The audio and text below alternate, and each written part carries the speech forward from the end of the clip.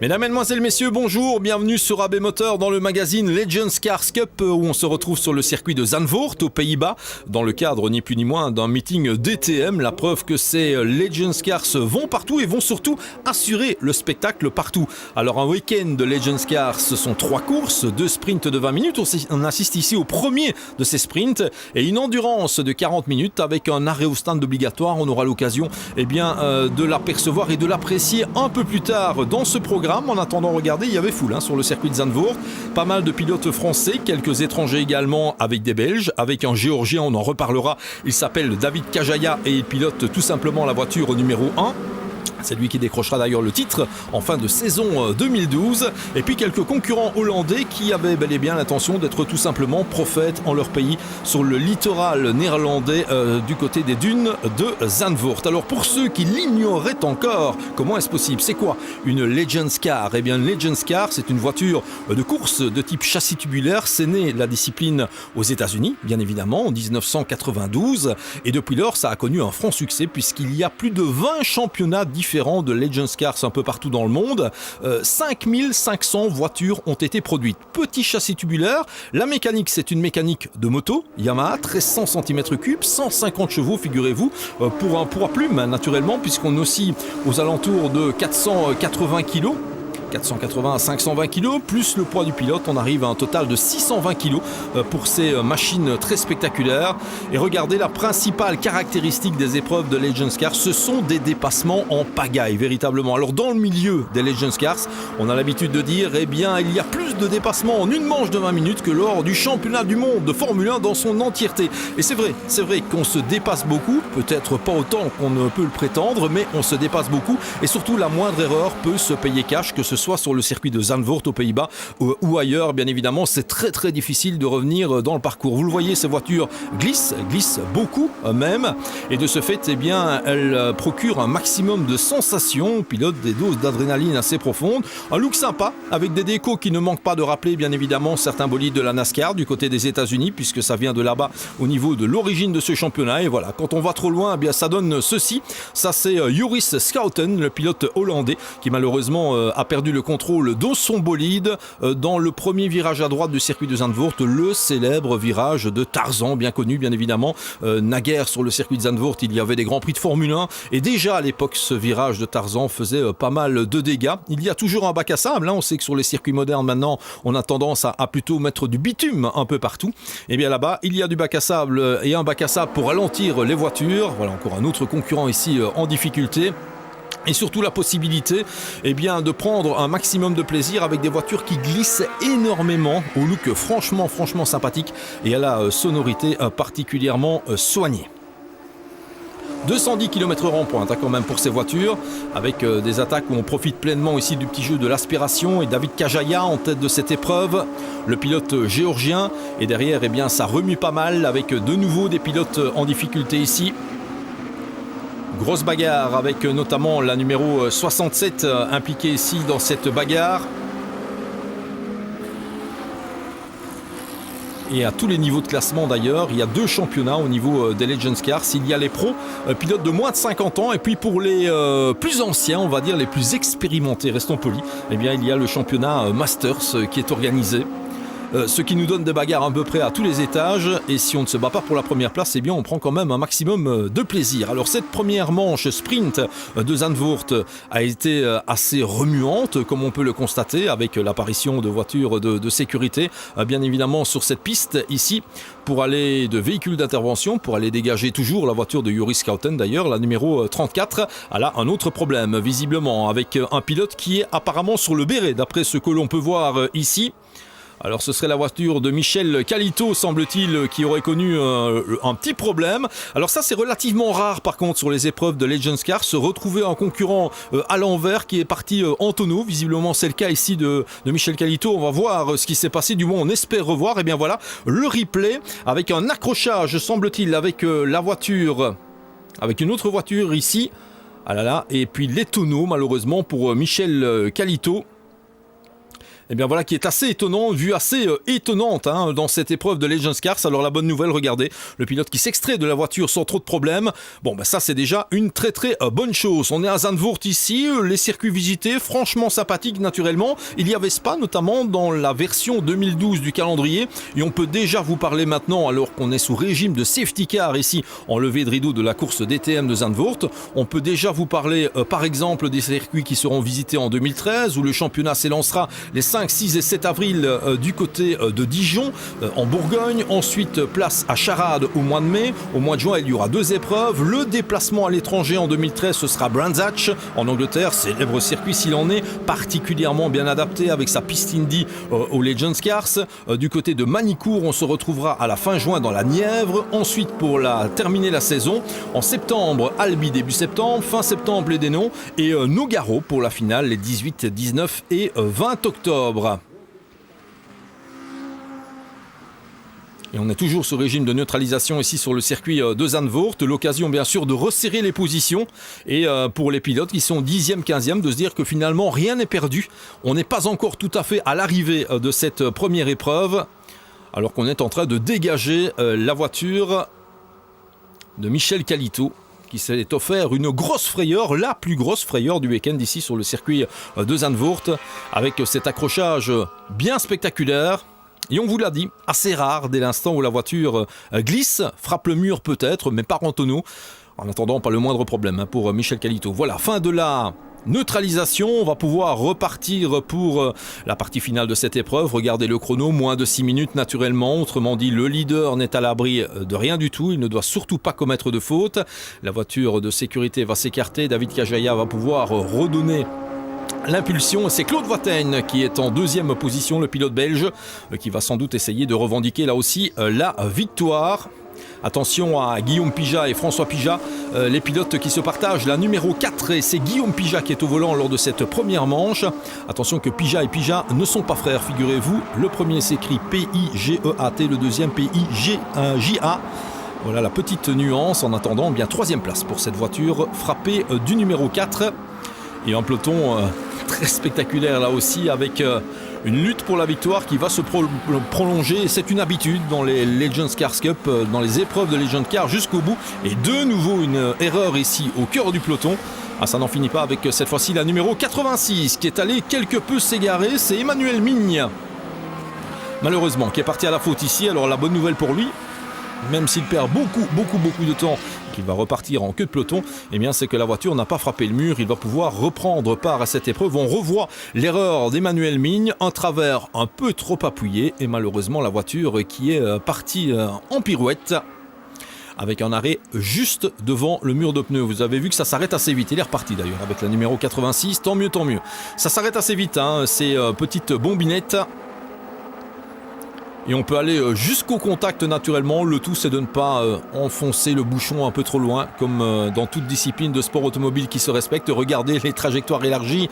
On s'en va allègrement visiter le gazon et le sable ici sur le circuit de Zandvoort.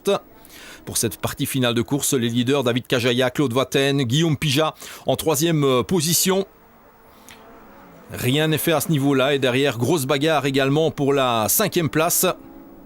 Et on retrouve fréquemment des duos, des trios ici pour les places d'honneur dans ces épreuves de Legends Cars avec la fin de cette première manche sprint sur le circuit de Zandvoort. Et puis une discipline particulièrement attrayante quant à son prix d'engagement. Figurez-vous par exemple que pour l'année 2013, eh bien pour 10 500 € hors taxe, vous participez à l'intégralité de la saison, ce qui est plutôt sympa, bien évidemment. Donc des tarifs dont il faut tenir compte en ces périodes un peu compliquées économiquement à gauche et à droite. La bonne solution pourrait être la Legends Cars Cup et d'ailleurs qu'on ne s'y trompe pas. Si le peloton est aussi fourni, eh bien ça veut dire que ça tombe bien pour pas mal de pilotes. Ils peuvent s'offrir un max de plaisir, un excellent rapport sensation-qualité prix pour cette compétition qui connaît son succès. Et c'est vrai que quand on voit ces images, on se dit que ça doit être franchement bien sympa, surtout que sur un circuit tel que Zandvoort et des circuits comme Brands Hatch notamment et les meilleurs circuits français qui seront visités lors de cette saison 2013. legendscarscup.com pour tout savoir bien évidemment sur cette compétition. Et là c'est Pascal Bedbeder apparemment qui a rencontré un problème. Il était dans le groupe de tête, Pascal Bedbeder, avec cette Legends Car aux couleurs américaines. Ah oui, il est allé frapper le mur de manière assez violente d'ailleurs, Pascal Bedbeder, quasiment de face. Et bien voilà, et probablement un abandon pour lui. Ouais, on revoit l'image ici depuis la vue aérienne. Étonnant naturellement, un sous-virage prononcé pour la voiture numéro 5. On se retrouve de nouveau avec un drapeau jaune, ce qui signifie bien sûr qu'à cet endroit, impossible et interdiction de dépasser. Cela dit, il reste les autres virages. On intervient sur la voiture de Pascal Bedbeder qui remue à l'intérieur. Pas de souci pour lui, il n'est absolument pas blessé. Pascal, blessé dans son amour-propre peut-être, puisqu'il était quand même dans le groupe de tête avant d'aller frapper ce mur quasiment de face. Eh bien, ça nous promet... Ah ben non, ça nous promet rien du tout parce que c'est au drapeau rouge que cette épreuve sera finalement arrêtée. Première manche sprint. On vous le dit directement, la deuxième manche n'ira pas beaucoup plus loin puisqu'une série de neutralisations empêchera finalement la course d'aller jusqu'à son terme. Et c'est que c'est remuant en peloton de Legends Cars, bien sûr. La course arrêtée ici à 1 minute 40 de son terme, et donc un classement qui ne subira pas de modification et plus que probablement la victoire pour David Kajaya, le pilote géorgien. Victoire offerte gracieusement par la direction de course, mais l'important c'était de s'assurer que Pascal Bedbeder pouvait s'extraire de l'habitacle de sa Legend Car numéro 5. Sans souci, ce qui est apparemment le cas. Voilà, on voit le classement ici, en tout cas les voitures qui arrivent dans l'ordre dans la pit lane, on va les ranger dans le paddock ici, la numéro 1 de David Kajaya, la numéro 26 de Claude Vatten et la numéro 4, la voiture de Guillaume Pija. Elles vont rentrer dans l'allée des stands de cette voiture et on va attendre la confirmation du classement de cette première épreuve Legends Cars de Zandvoort. Et se réjouir d'ores et déjà que cette compétition gagne en popularité au fil des années et on se retrouvera en 2013 pour des combats particulièrement épiques sur les différents circuits fréquentés. Retour ici dans les stands, on vous rappelle que c'était le meeting DTM de Zandvoort, ni plus ni moins, c'est quand même pas rien. Alors le classement, Kajaya l'emporte devant Watten, Pija, Nicole, Boeri, Prunet, De Heus, le Hollandais, et Bedbeder qui a causé le drapeau rouge, mais comme on tient compte du classement du tour précédent bien évidemment, il se retrouve malgré tout en 8e position. Ça c'était pour la course sprint numéro 1, on oubliera la course sprint numéro 2 et on se retrouve dans quelques petites minutes pour la course longue dite d'endurance. À tout de suite.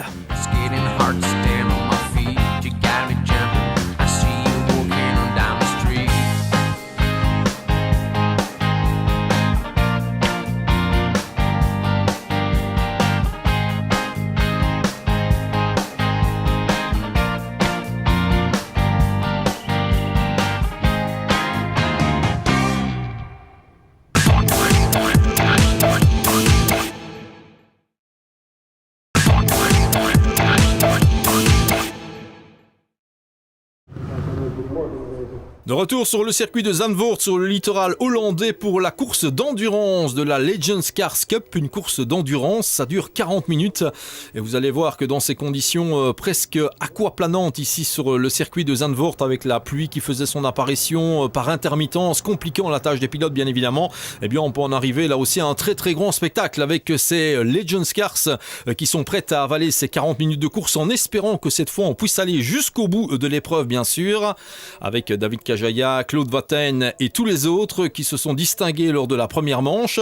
Et on vous l'a dit, quelques concurrents hollandais qui méritent qu'on s'y attarde certainement, étant donné qu'ils vont revendiquer la victoire plus que probablement. Et le départ de cette épreuve donnée, alors le premier freinage, on vous l'a dit, c'est toujours le plus délicat, le plus important, c'est celui du fameux virage de Tarzan.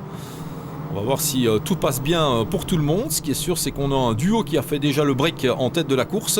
Mais la réalité d'un virage en Legends Cars n'est pas celle du suivant. Bien sûr, on va voir comment ça peut réagir, avec notamment Vatten ici en 3e position. Et je pense que c'est Laurent Prunet qui est en tête avec la numéro 77. Effectivement. Là, avec les voitures qui frôlent le mur de pneus, un endroit qui malheureusement avait été fatal, on s'en souvient, à Pascal Bedbeder lors de la première manche. Et des conditions très délicates bien sûr, alors avec les 150 chevaux du moteur 1300 cm3, Yamaha caché dans les entrailles blotti dans les entrailles de ces Legends Cars Cup. Eh bien attention, réaccélération trop franche naturellement qui peuvent peut-être coûter pas mal de temps et en tout cas provoquer pas mal de frayeur aux pilotes. On n'est pas là pour l'instant. Pour l'instant, on peut dire que ces artistes de la Legends Cars Cup sont plutôt adroits sur ce circuit de Zandvoort, toujours placé sous la domination du 77 Laurent Prunet.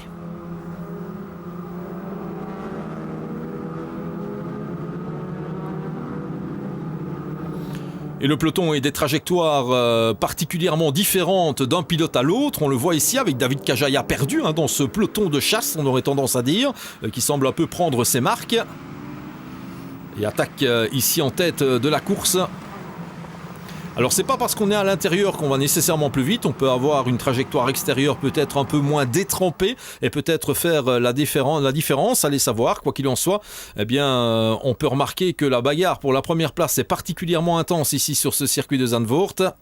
L'ensemble des bolides de cette Legends Cars Cup. Et regardez où se situe le 15e ou le 20e par rapport au premier, quelques menus secondes et quelques freinages. Par sécurité, serait-on tenté de dire ici, pour éviter le carton, pour éviter l'accrochage. Les pilotes allègrement à l'attaque ici, sans aller trop loin. Le numéro 34, on l'avait vu sortir de la piste tout à l'heure, Joris Schouten, lors de la course sprint 1. Eh bien, apparemment, cette fois-ci, il tient le bon bout. Et on entend clairement le premier incident dans cette course. Généralement, il finit toujours par y en avoir un. La numéro 4 de Pija qui se retrouve au cœur du peloton, avec un peu d'humidité là-bas sur cette caméra. Prunet, De Heus, Molina et De Heus naturellement à surveiller là aussi. Un pilote hollandais qui connaît particulièrement bien les lieux, le numéro 61, Bert De Heus, qui pourrait créer la surprise ici. On attendait une belle performance également de Bas Schouten, autre pilote local qui évolue à maintes et maintes reprises sur ce circuit national hollandais. Voilà, Bert De Heus aux commandes maintenant ici. La numéro 77, la voiture de Laurent Prunet. La numéro 26, celle de Claude Vatten. Et derrière, on surveillera la remontée de la numéro 1, la voiture de David Kajaya. Et une sortie de piste, malheureusement, de nouveau pour la numéro 23. On l'avait déjà aperçu en difficulté tout à l'heure. Une voiture qui a été victime, malheureusement, d'un léger sous-virage. Benoît Wisnowski, il est belge, celui-là. Jeune pilote belge. Léger sous-virage et la voiture qui est partie dans le bac à gravier. On vous l'a dit, une des traditions de ce circuit de Zandvoort qui n'est plus utilisé pour la Formule 1. Raison pour laquelle il conserve ces fameux bacs à gravier. On en voit de moins en moins sur les circuits actuellement. Et attention, parce qu'on a également la voiture de Tissier et Merlin qui n'est point enchanteur sur ce coup-là, et enchanté puisqu'il est allé lui aussi visiter le bac à gravier. On a eu peur pour le commissaire de piste en train de pousser la voiture de Wisnowski, mais je vous le disais tout à l'heure également, une Legends Car, ça s'arrête assez facilement, semble-t-il, dans un bac à sable. Tant mieux, mais pas de chance pour la numéro 18, et ça continue. On a une autre victime ici avec la numéro 52 qui ne semble pas devoir s'en remettre, Angelignadis. Regardez, réaccélération un petit peu franche sur cette piste savonnette et la voiture qui est partie en toupie. Pirouette malheureusement pour cette Legends Car, la numéro 52 qui repart à l'instant. Bonne nouvelle, on est sous régime de drapeau jaune mais point de neutralisation totale. La numéro 61 de Bert De Heus aux commandes. Et regardez en deuxième position, ça ressemble à la voiture de Bas Schouten. Effectivement, deux Hollandais aux deux premières places. Eh bien, ils vont être prophètes en leur pays à mon avis, les pilotes bataves ici sur le circuit de Zandvoort. Et encore une sortie de piste au même endroit que Pascal Bedbeder lors de la première manche. Et un pilote qui n'ira probablement pas beaucoup plus loin ici à cette Legends Cars Cup en 40 minutes de course. Naturellement, le nombre de dépassements est assez impressionnant. On revoit le même problème que tout à l'heure avec une voiture un peu tard sur les freins, un pilote qui sous-vire et l'impact malheureusement contre le mur de pneus. On l'avait vu en première manche, eh bien, sur cette piste à moitié détrempée, même totalement détrempée ici, ça se confirme. Regardez, ils ne sont pas du tout sous régime de neutralisation ici. Non, mais la piste est vraiment très compliquée dans ces conditions. Il faut bien choisir sa trajectoire et on peut remarquer que ce ne sont pas nécessairement les pilotes qui sont à l'intérieur qui sont les plus rapides ici. Bert De Heus, Bas Schouten aux deux premières places, voilà qui est assez intéressant. Le numéro 1, David Kajaya, à la 4e place maintenant. Ouais, les Hollandais qui sont en train de s'envoler. C'est sûr qu'ils connaissent les lieux et ils connaissent également ce circuit de Zandvoort lorsque les conditions sont assez délicates. Lorsqu'on est en bord de mer, naturellement, l'averse guette toujours. Et bien c'est le cas. Alors de Heus en première position. Confirmation. Schouten en deuxième position et les Hollandais. Fabrice Molina troisième, la quatrième place pour Kajaya, Pija, Watten, Prunet et le reste de la meute avec notamment Pascal Bedbeder qui avait été victime de cette sortie de route en première manche. Il est bel et bien toujours là. Alors on va voir ce que ça va donner avec Molina en troisième position, s'il est capable de faire la jonction avec les deux Hollandais ou si on va assister à une envolée véritablement de ces deux concurrents. Voilà les pilotes qui se retrouvent ici dans la partie nettement plus technique de ce circuit de Zandvoort avec David Kajaya et Molina, Fabrice Molina qui essaye de se passer, qui se passe et qui se repasse et regardez Pija qui repasse à l'extérieur également, Molina qui tente de défendre son bien.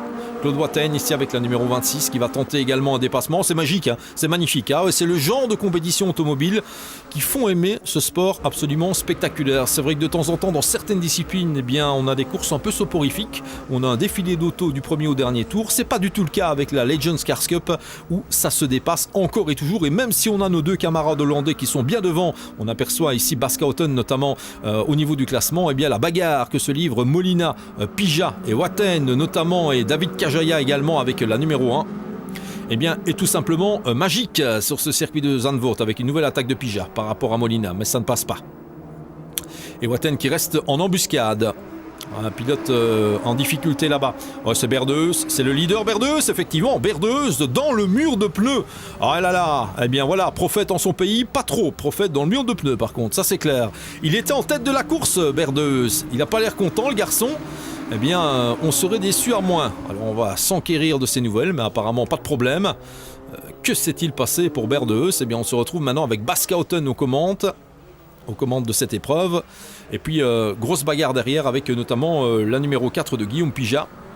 En deuxième position, là c'est Joris Schouten, le Hollandais, en grande difficulté. La numéro 34, il vient d'aller prendre un bain, véritablement, lors de cette épreuve d'endurance. On doit encore repasser par la pitlane, ça ce n'est pas encore fait. Obligation lors de ces épreuves d'endurance. Alors les équipages à deux pilotes changent de pilote. Celui qui est tout seul, c'est le cas par exemple de David Kajaya ou de Claude Watten, eh bien ils restent immobilisés un certain temps et puis ils repartent à 86 à la faute, on l'avait déjà aperçu tout à l'heure. Petite pirouette donc pour ce bolide.